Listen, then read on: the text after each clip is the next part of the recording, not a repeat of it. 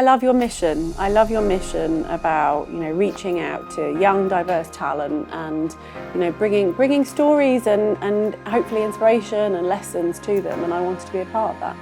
I feel very British. But I'm very proud of my, cultural heritage. Genuinely, the company was founded on core values, and one of those core values is equality. Every promotion round, I look at ethnic diversity and I look at gender diversity. For the first 57 minutes, the only voice I heard were female voices. That's never happened in my whole career. I would say, use your difference as your superpower. Hi everyone, thank you for joining us today for this new podcast of the Diversity Seminar.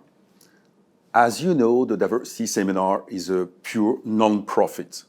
Our only goal is to support and inspire young, diverse professionals. And we will be providing them with advice, but also meeting some amazing leaders in Europe. So last time, I was in Paris meeting the president and CEO of Manpower, but this time I'm back in London and I'm meeting one of the most talented tech CEO in Europe. We will discuss with her about her background, upbringing. We will share also her view about gender diversity, ethnic diversity. I will ask her how her company is being so good at that. And of course, I will ask her what's her advice for young professionals.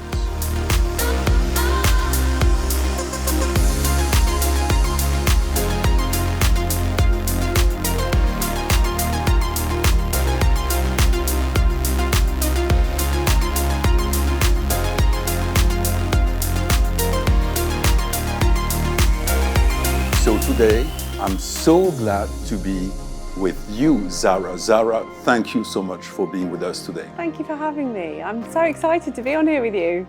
Long time overdue, isn't it? No, the wonderful thing is that 1 year ago when we met at an event, and we had a quick chat, and I mentioned to you that I wanted to do that. I was a tech exec. I wanted to really invest time and energy on that.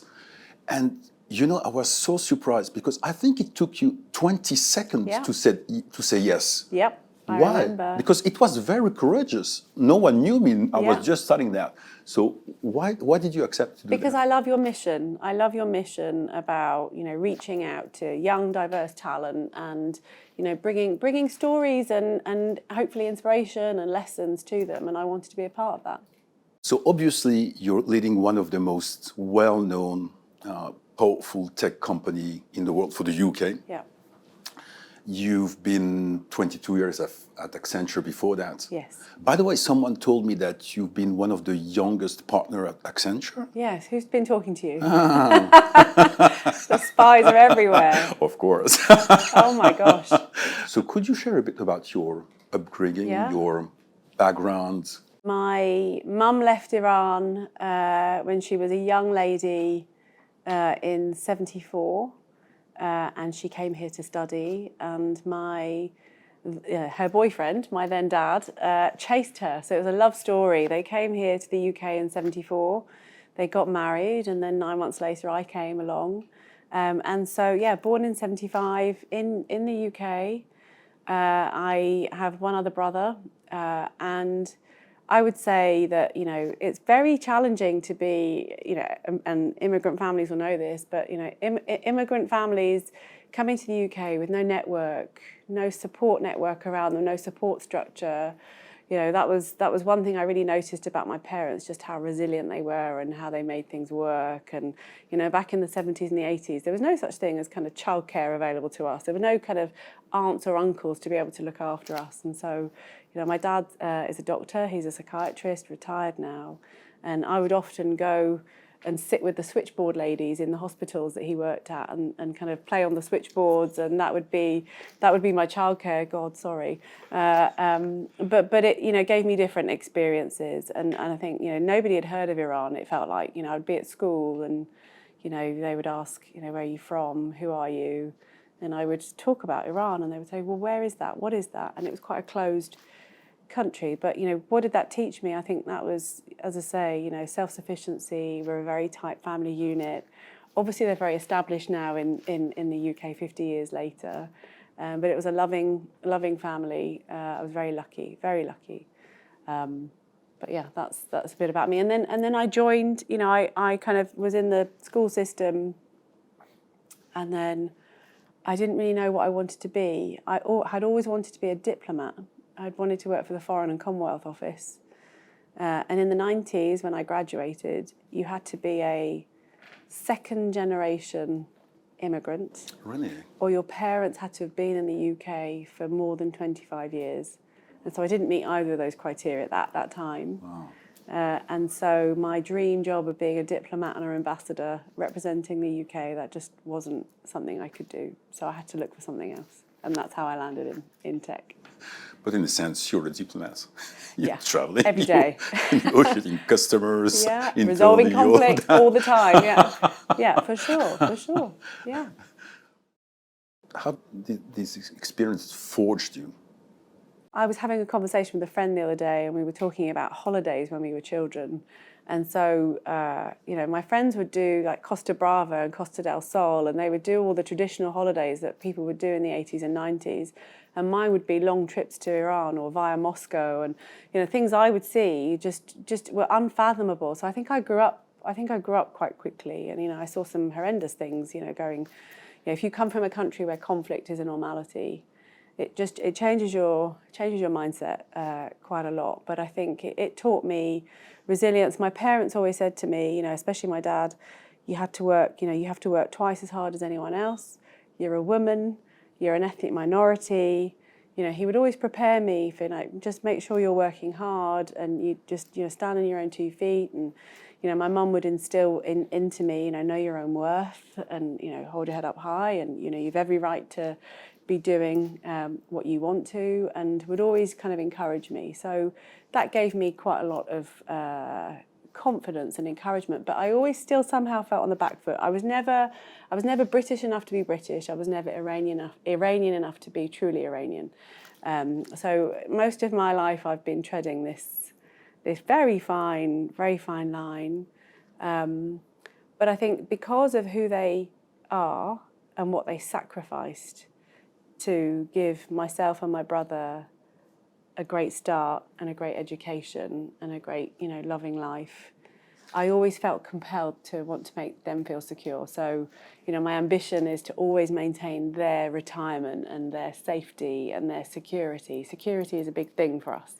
So I just wanted to make them feel very, very secure. And so from a career perspective, I always wanted to find something that enabled me to have longevity, to be able to support them. They never asked for it. They never, ever expected that from me, but that's personally what's driven me. And so, what kept me very focused is, and what kept me focused on things like career progression was to be able to support them and to look after them. So I think that's probably something that's kind of shaped me and kind of deep down there. It's a deep part of you. Very deep. Yeah. And when you were a teenager, when you went to uni, the fact that you were UK born, but you Yes. also had those different sound, all of that. Yes. How was that perceived? What was your experience of that? Yeah, I mean, I would imagine anybody in that situation is always treading a fine cultural line. There are things, there were boundaries and cultural practices and norms that I hold true. And then, of course, you're experimenting and, living the life of a Westerner. And I'm very lucky. My parents are very progressive. They're very modern. From when I was younger, they would initially take me out of assemblies and ask the school not to give me certain foods because they're Muslim. I'm born Muslim. I don't practice it, right? So I drink. I eat various foods, but at the time they thought that was the right thing to do. And then they acknowledged that was segregating me. So they wanted me to not be segregated. They wanted me to blend. So then they asked the schools to put me back into the assemblies and to allow me to eat what I wanted. And I think that was really great. And so, we would celebrate Christmas. They wanted me to have an integrated, experience. And I think going through uni, coming into a career opportunity, I did feel like, I'm very integrated. I feel very British. But I'm very proud of my, cultural heritage. And I think, look, people always laugh and say, what career choices did you make? Because in the Middle Eastern culture, it's, doctors and engineers and lawyers and what have you. And so for me, I was always really clear. If I couldn't do what I wanted to do in terms of the diplomacy, then actually the next best alternative for me would be a technology career, because it would be very empowering. I had no clue about tech. I had none whatsoever, but I could see that was the direction of travel. In the 90s, everyone was really worried about the year 2000, and I could see this was kind of the Y2K bug that people were working towards.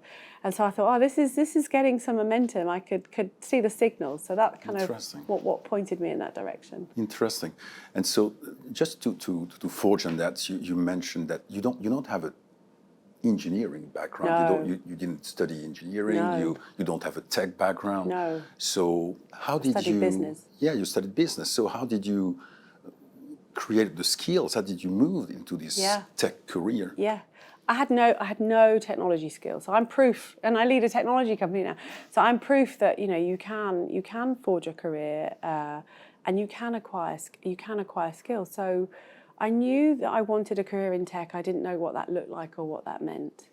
And so when I was looking for jobs, I was looking for training opportunities. I was looking for jobs that would give me at least a step into that training opportunity. And I remember, I joined Anderson Consulting. Actually, I joined a company 1 year before I joined Anderson Consulting. I joined another company, and I got shipped off for 6 weeks to Dusseldorf to learn coding. And I was terrified. And I remember spending my first 3 weeks very tearful, because everyone else felt like they were real experts. They'd done computer science at uni. I hadn't. And they all felt very competent. And once I'd calmed down, I had to really calm down and just listened. I really did throw myself into it, and I learned how to code. I did it step by step. And I gradually realised, by asking just the basic questions, actually, people don't know really necessarily what they're talking about. People can bamboozle you with terminology, and I was thinking, hang on a minute, this is, you come across as an expert, but you can't explain to me something really simple. I've just asked you a simple question. So that gave me confidence to kind of learn and grow and develop. So when I went into Anderson Consulting, I insisted I join tech. I said, look, I really think I can have a great training opportunity here, so please throw me in the most difficult programs, throw me into the most difficult situations. And I was absolutely determined to learn. And, back then we didn't have online training. We didn't have all of these lovely accessible courses. We didn't have Google. I had to buy books. I would buy books. I would learn the basics of TCP/IP protocol. I would learn the basics in a book, and it was really boring, of digital video broadcasting standards. I know that there'll be a 1 second relay or a delay here. I know how the packets get disassembled and then reassembled on the other side. I will know how this works. I know how it gets broadcasted. I know how it gets encrypted. I learned, and then I made sure I worked with people. And when I was working with people, I would ask them, I'd be very curious. Help me understand how this works. Draw me a picture. Break it down for me, please. And so I was very fortunate to be working with very bright people. And so I just acquired skills. And then every time there was a project that required a technical person, I would beg to be that person. And I remember not being allowed to go onto a program because they wanted engineering, onto a client engagement, because they wanted engineering background. And I said, well, let me learn. And I literally persisted. And that's how I did it. I literally acquired as I went. And I built my skills on the job, and then became known for somebody that would just throw themselves in and learn. It wasn't brain surgery. I was not putting any lives at risk. So what could go wrong? I had to embrace it. And I would say now, if that was the hard way, I'd say now tech is more accessible.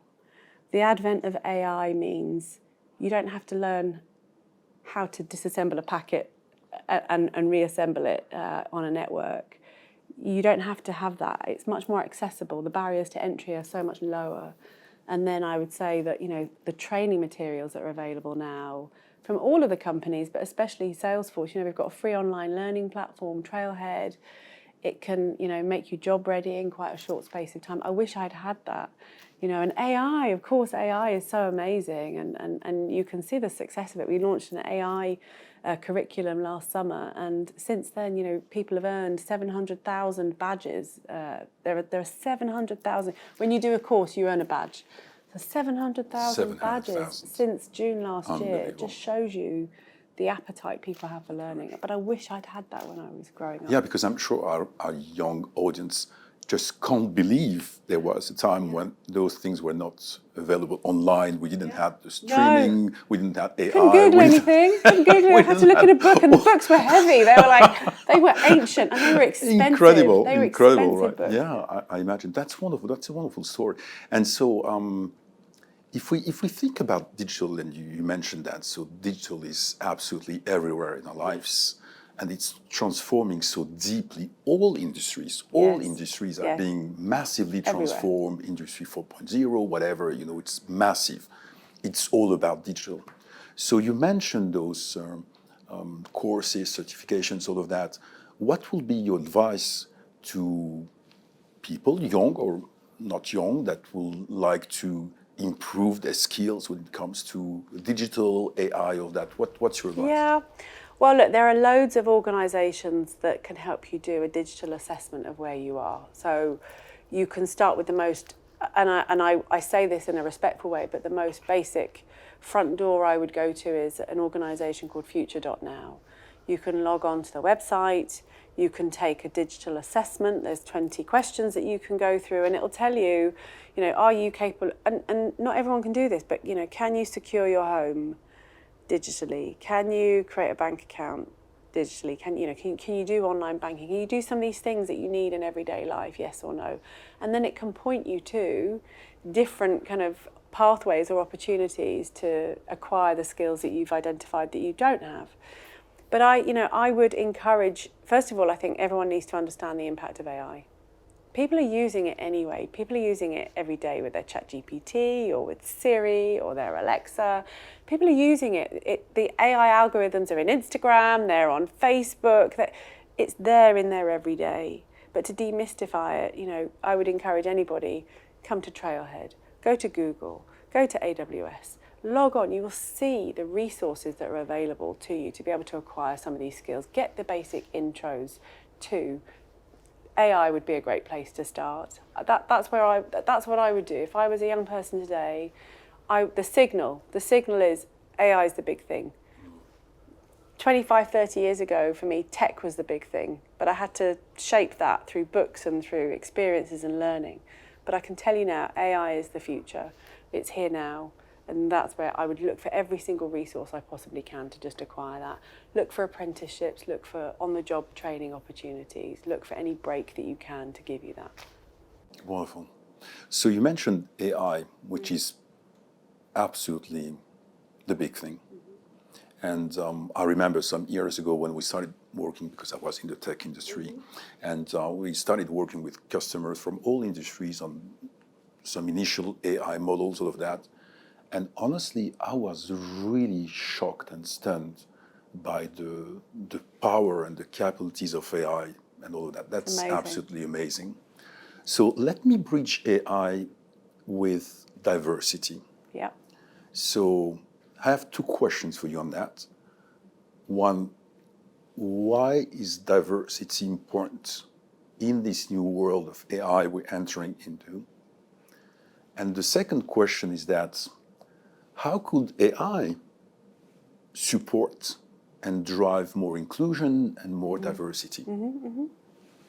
I love those questions, and I would also play on that and say, how can diversity help AI? It's not just now how AI can help diversity, right? Yeah. And I have a point of view on that. So I think, look, AI is not something new. It's actually been around for a while now. It's had different forms. It's come from kind of the analytical to the predictive, and now we're in the generative. We're in the third wave of generative and autonomous AI, which is where we've got AI acting on our behalf, right? So you think about an autonomous agent acting on our behalf, which is quite scary for some people. I would say the first thing to think about with AI is people have to trust it. Do you have an Alexa at home? No. Did you consciously not? Do you have a device at home that isn't? Yeah, I have devices, but I don't use consciously those type of things. You consciously don't use No. it. So I never activated. I've got an Alexa graveyard I've had for about 8 years, or however many years, and I never consciously activated my devices, purely for the reason that I didn't trust it. And so therein lies the so trust is incredibly important in the context of AI. But if you go to your first point, which is how can it help, I can't remember how you phrased it, but I think about how it helps humanity, how it helps us, how it drives inclusion.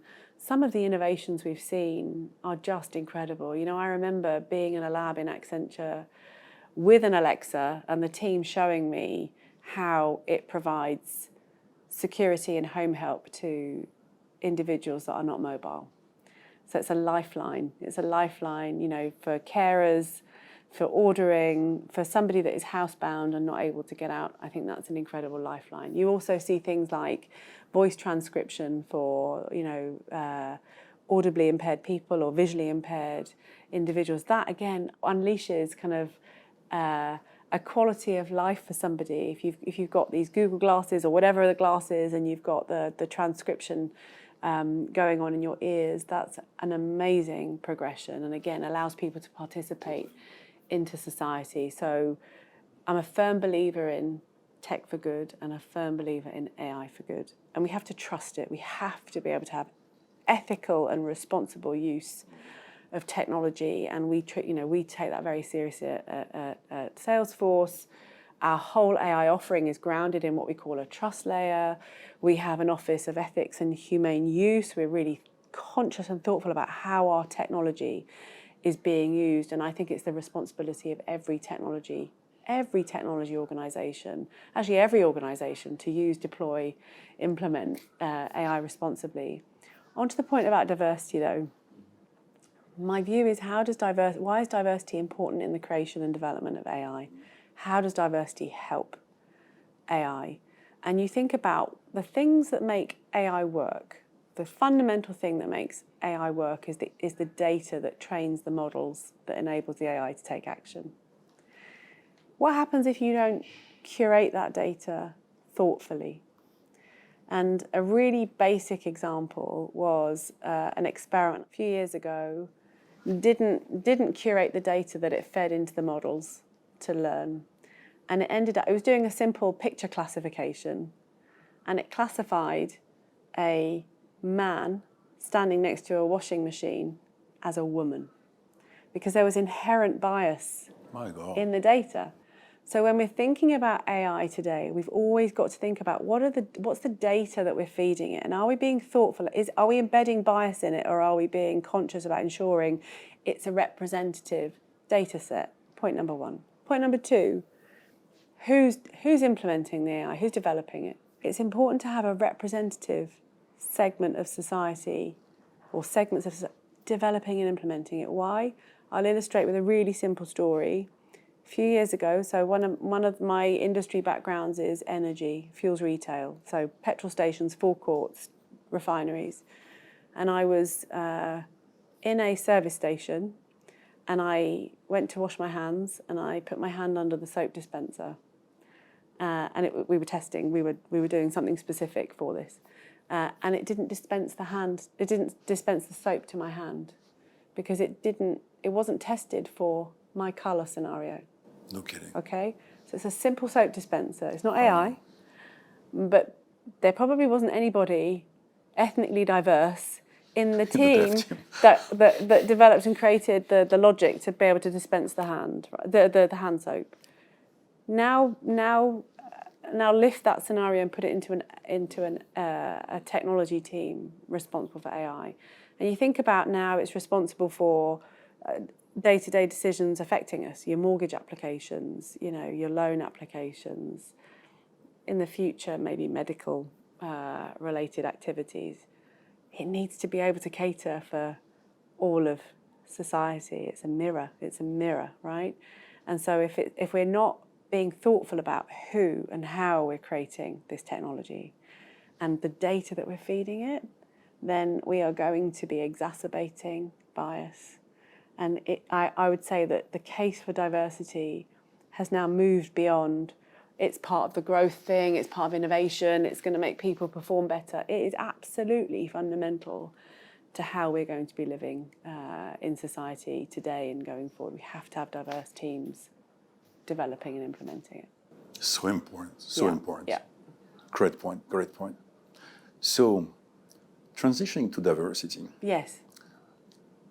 So I called some of my friends working for your company, and it was a very nice, feedback they gave me. They told me that there's a lot of women, lots of women having tech careers. Yes. Some being very senior in tech. Yes. Which is not that usual. No. In the tech industry. So you must be doing something right Yes. here. They told me that there's a lot of ethnic, religious, all type of diversity Yes. in your company. Yes. And I also remember that you have quite a few ethnic diverse people in your HR team, which to me is like very important Yes. to drive diversity. Yes. So how are you handling diversity at Salesforce? What are your focuses? And I know that when you joined to lead Salesforce UK 4 years ago approximately, right? I know it was a big focus of yours Yes. personally. Yes. So how do you drive that? Yes. Well, look, it's no coincidence that I'm at Salesforce because genuinely the company was founded on core values.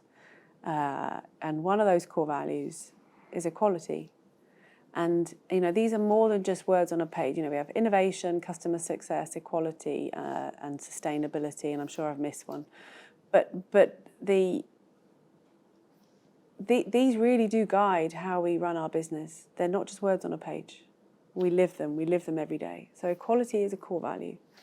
There are a couple of things to say, and I will comment on kind of UKI industry and tech in a second. But how if you're born that way, if the company is born that way, and the values stay true, and it guides decisions we make, then it's a much easier place to be. I'm not saying it's easy. I'm just saying it's very different from other organisations that are not necessarily putting that front and centre. So we're very lucky that our founders had that right at the start, and will only hire people that are aligned to those values. So that helps us a great deal. And then at the top level, we are incentivized. So people are incentivized. So people are taking this so seriously that it's baked into how our executives get paid. And I'm okay with that.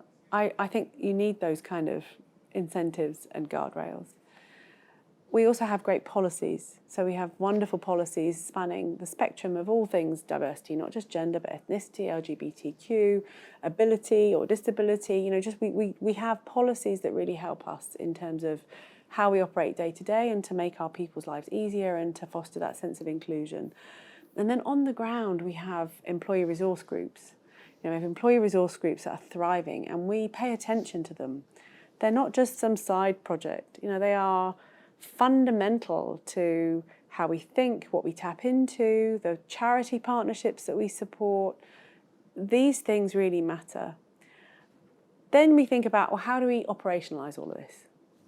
We're very data-driven. We're very fortunate. Data's at our fingertips. We're all very forensic about it, and I'm very obsessed with it. And honestly, you can take your eye off the ball for 1 month or even a few weeks and kind of stats veer the wrong way. So we're very forensic about that very frequently. So we're all very data-driven. And I really care about 4 things. I care, are we getting diverse talent in the door? Are we developing? Are we recruiting them? Are we developing them?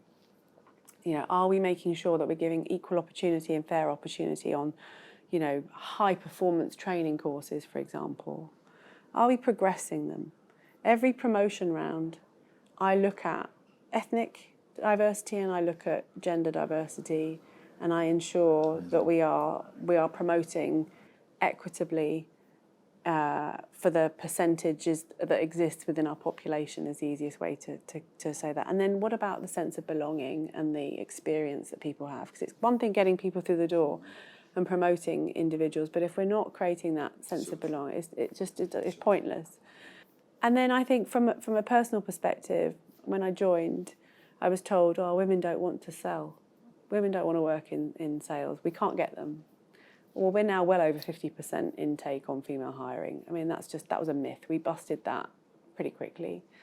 And then I was very conscious. I'm always conscious about my own leadership team. My leadership team is always typically 50-50. Sometimes it goes higher on the female side. And I'm always conscious about making sure we've got ethnic representation.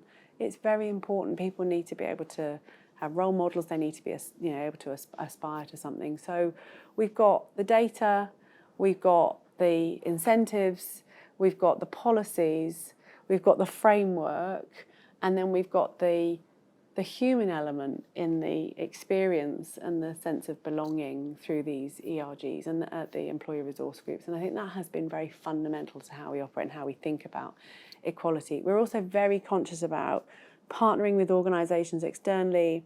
We have apprenticeship programmes and initiatives that specifically target those that are underrepresented. But we think and breathe it every day. You know, one recruitment consultancy said, Zahra, could somebody shadow you for a day? Can I put a young person with you? I said, yeah, who are you going to send me? And they gave somebody from a very privileged background, a very privileged school, and I said, no. Come back to me when you can give me somebody that won't have this opportunity otherwise. And they did. A year later they did, and then we got someone. So you have to be conscious on it every day and model that every day. But I would say that is true for everybody. It's not just me. We are a company that promotes this actively. What a wonderful roadmap and a powerful roadmap. And I think many companies could learn from you and improve on that. So that's amazing. So on women, on gender diversity. Yeah. So when I started working 35 years ago, honestly, there were not that many women. No. There were very few in leadership positions. Yes. And so it's so amazing to see how things have changed. They changed dramatically. Yes. With a very conscious drive from both corporations, governments too.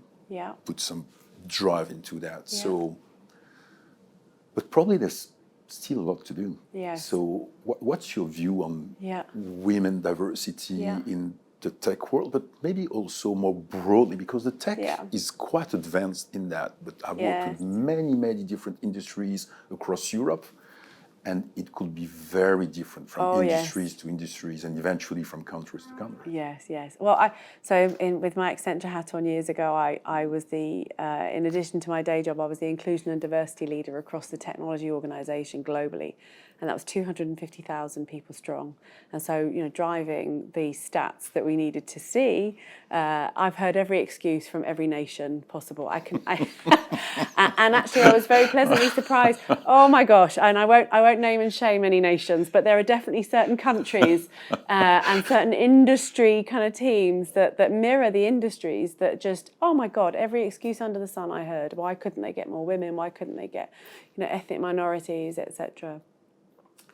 I will tell you one really nice story, actually, and I was going to talk about the industry. Last year I was at a breakfast, and this was the Labour government, and this is not about politics, by the way, so this is not any kind of perspective on politics, but at the time, the Labour government the Labour Party were preparing, in anticipation of, you know, taking charge. This is a year ago. They were starting to plan and think about, you know, what did they need to prioritise and how can they support industry. So they invited, you know, representatives of industry to come and have a breakfast and talk about what's kind of top of mind. So we had an hour, and I'll tell you this.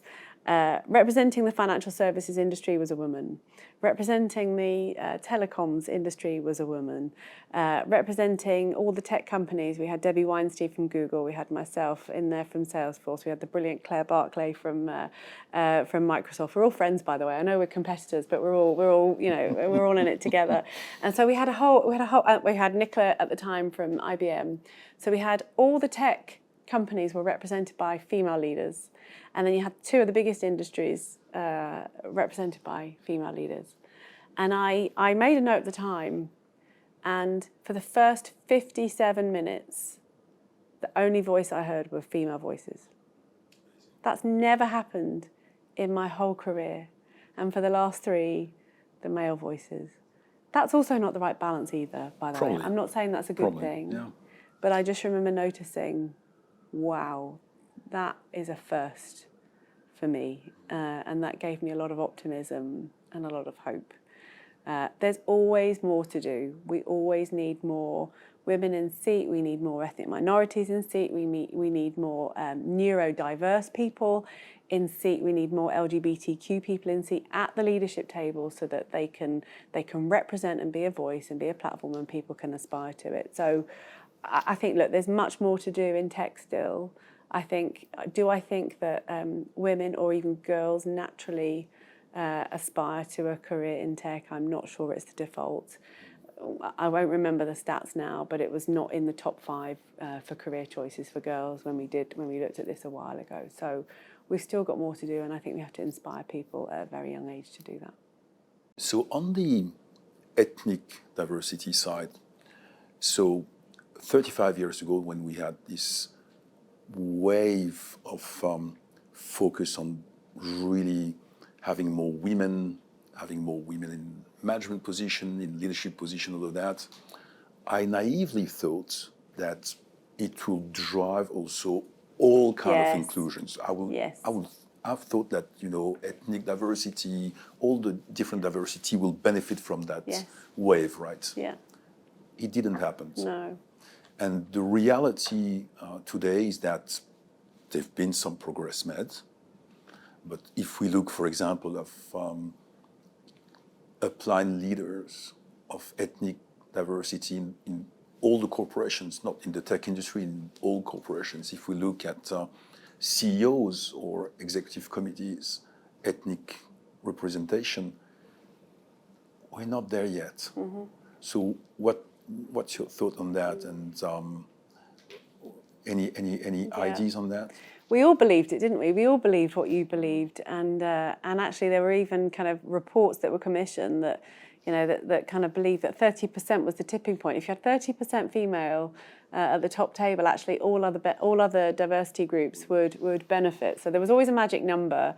I do still believe that to a certain extent. I do feel like there's a more aware, emotionally aware kind of setup if you've got a mix, but especially women. I also feel like, and I don't know if you encountered this yourself, Max, but I feel like we've got permission to be vocal about gender diversity. I don't feel that people have the permission or the confidence to be vocal about ethnic diversity. I've just noticed that. I've noticed people are a bit more conscious and cautious about calling out a lack of ethnic diversity in a room or a situation. I will always call it out. I will always, when I look at panels, when I see things on stage, when I see how companies show up, I will always call it out. When I'm in a board meeting or a customer meeting, I always notice it. I actually will always call it out to customers. But I don't feel that everyone else has the same confidence to do that. So we've got a lot to do. We've got a lot to do around ethnic diversity in the industry, in my industry, technology more broadly. We think about it quite thoughtfully, as you would expect at Salesforce. We have a very specific and targeted global equality recruitment team, because we take this really seriously. Many of our employee resource groups are concentrated around different identities and different communities. We have the wonderful Bold Force community, for example, focused on our African and Afro-Caribbean community.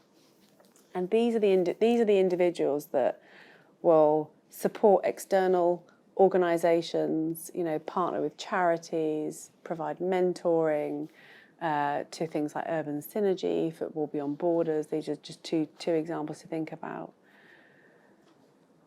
We're also very conscious about investing in minority-owned businesses. So we've probably to date invested something like $250 million a year in Black-owned businesses, just as an example. And we're committed to growing that 25% each year. That's what we do. That's how we operate. That's our norm. That's our norm. We also have an employee helpline called Warm Line to help, I would say, ethnic minorities and different communities to call and talk through any challenges they have. And we've noticed an 80% reduction in attrition, losing people, by having this Warm Line capability. So we have to, we're always tweaking and learning, but I want to see more. I want to see more. I can absolutely see how we're focused on it in Salesforce. And by the way, we've not got it perfect, and there's still lots to do. But I want to see more concerted effort across industries, like many of us do, I'm sure. But it's great that you're having those initiatives, this drive, this focus. Yeah. And probably also it's not only a corporations topic, it's a more broader societal topic. No. So it's the combination of goodwill, good intent, those type of focuses and initiatives that will make things happen over time, right? It is, and I would say a couple of other things. It's the tweaks. It's the tweaks and the edges that matter. So, for example, we've got this thing called the Insiders Programme. So it means that when we're recruiting and we're targeting ethnically diverse candidates, we will pair them with somebody that looks like them, a buddy on the inside, and the insider. So if we have somebody that looks like me, has come from my kind of heritage, my kind of background, we will actively pair them with me so we can guide them through the process and give them that buddy support. And it's those tweaks. They might seem small, but I would think it makes such a difference, doesn't it? And then, we have a future talent program where we are specifically targeting work experience for ethnically diverse individuals. I'm saying ethnically diverse. I'm using that as a very blanket statement, but underrepresented, communities. And again, that makes a difference. So it's these tweaks and edges, this thoughtfulness that we have to always make sure we're paying attention to, because they do make the difference. If it gets somebody over the line to join us, then I would deploy anything to get that talent through the door. So Zahra, we're nearly at the end of this podcast, and I would like to ask you a completely different type of question. Okay. So suppose you have in front of you a young, diverse professional. Yeah. What will be your 2 or 3 advice for them to succeed in their career and be happy in life too? Yeah. I would say use your difference as your superpower. And that never resonated until I was at a career juncture in my old company, and we were talking about my next progression point. And I remember my boss sitting me down at the time and saying, look around all the different heads of departments, look at them. And I said, I called them out. 3 of the 5 were named Andrew, and they were of a certain demographic with a certain aesthetic. And he said, you kind of need to be more Andrew. And I was thinking, what does that mean? He said, you've got to be less colourful. Got to be less colourful, you've got to be more Andrew. And I thought, what the hell am I supposed to do with that feedback? What the hell am I supposed to do with that? So I went home and, I kind of, punched a pillow and I'm like, what the hell am I going to do with that? And then, I spoke to my mum and, and actually, through the process of kind of talking with my family and my husband, I was like, how am I supposed to, I don't understand what to do with this feedback. Does that mean I don't have a future in this company? What the hell? And I thought about, hang on a minute. I work really well with clients. I bring in really great business because I have that relationship rapport. I'm approachable, so the teams follow me. I'm really down to earth. And that means people tell me the issues. So I thought, well, hang on a minute. I'm relatable, I'm down to earth, and I can develop relationships at all levels. That's quite unique, right? And I had to go through this kind of self-awareness and think, well, if that's not needed here, then I'm in the wrong place. And that's my difference. That's my difference, right? And so I'm not ever going to be Andrew. And it gave me confidence to go back into that conversation. My boss, to his credit, reflected on it and said, "Oh my God, I can't believe I told you that. I don't know. I just didn't really think it through." But we had the direct conversation. I said, "I'm different. I'm not ever going to be, a grey older male. I'll be a grey, fat older lady, I'm sure, but I won't be that. And if that's not needed here, and you don't recognise the value in that, and you don't see, then we should have that conversation." He was like, no, he was mortified. So to his credit, he, responded. But I would say use your difference as a superpower, and I do use my differences. I am more relatable because I do have diverse experiences, and I can see things from different points of view. So that's the first thing I would say. Be confident in your difference, right? Be confident in your difference. So that's number one. Easier said than done. It's a process, but it's worth it. And the second thing I would say is currency of success. So many people, and I noticed it in women more than men. I'd noticed women would come into my office. Zahra, I've done this. Why the hell haven't I been promoted? Why was I overlooked? Why did a man get it? Why? And I would say, you've done all these things. And I would say, so what? And they go, what do you mean, so what? And I said, did you identify the most important thing that was needed by your boss, or in this business, or in this role? Did you know the one thing? What was the currency of success? What was the one thing that was needed? And did you align yourself to that? Or did you go off and do 20 other things that were over here and irrelevant? So I always tell everybody, identify the currency of success in the context of your team, your role, your organisation at any one point in time, and align yourself with it. Because if you're delivering that, you're winning, and you will be noticed, and you will be progressed, and you are contributing in a way that is relevant into that environment. And the third thing I would say is expose your value.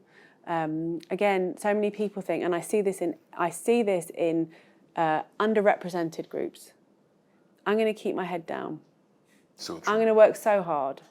My culture has taught me that I shouldn't respond to elders, challenge people that are older than me, challenge authority, or boast about myself. That's culturally the difference I see. And I remember I was like that. And I thought, I've really got to change this. And so exposing your value can be so simple. It can be things like making sure that you're giving status updates that you've not been asked for to your leadership so that they know what you're doing. It is ensuring that you're talking to people around you so that you can understand, that they can understand what you're doing and you're supporting and contributing them. It could be making sure that you're crafting your self-input ahead of your boss talking about you in a talent discussion. And I remember, and it wasn't that long ago, but I remember writing my self-input and thinking, this is really cringy, it's really self-serving, I'm so embarrassed. And I remember kind of closing one eye and just sending it because it felt so awkward. It wasn't natural. As a woman, it wasn't natural. And I did it. And actually it was helpful because my boss was then empowered to represent my achievements. So expose your value. You have to do it. And I don't mean go around having coffee with everyone, telling everyone how great you are. I'm talking about giving useful insight and update to what you're doing and the value that you're contributing. And just bite the bullet and just do it. You will always be grateful to do it. Such great advice. Such great advice. And I've been mentoring, and I'm mentoring still so many young, diverse professionals. You know what? I'm going to send to them 3 pieces of advice. They're the three. Words to live by. Fantastic. Zahra, listen, thank you so much. My pleasure. I know you have a crazy agenda. It's so wonderful you find time that we have this conversation. Thanks for having me. I'm sure it will inspire so many young, diverse professionals, and they will see that they can be successful, they can have a wonderful life, they can change social environment, they can whatever. There's no glass ceiling, the sky's the limit. They can do whatever they want to do. They can absolutely. And then we're all different, we all have our different, things, but you will inspire so much. Thank you, Zahra. My pleasure. Thank you for having me, Mike.